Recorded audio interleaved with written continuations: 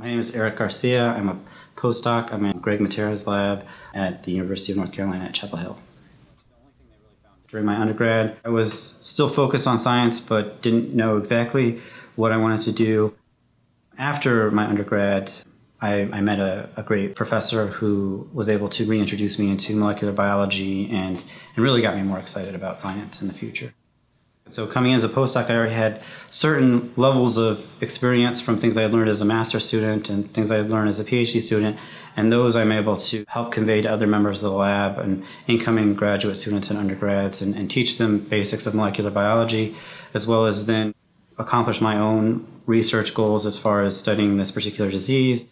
My motivation was more interest in the basic science that causes the disease. I research neuromuscular disease, spinal muscular atrophy, and I use Drosophila as a model for that.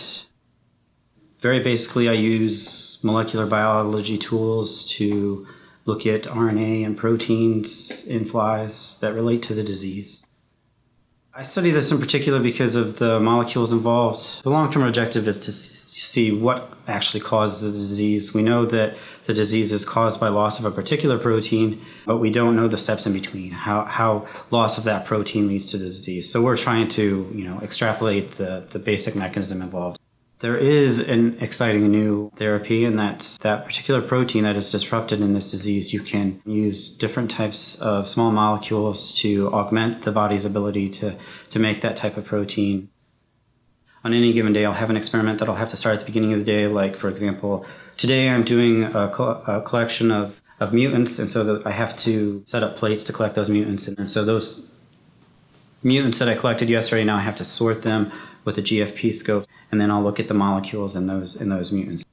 It's a lot like cooking. You come in any given experiment, you add the enzyme, mix it with your reagents, and you put it at a particular temperature, and it's at that particular temperature for a period of time.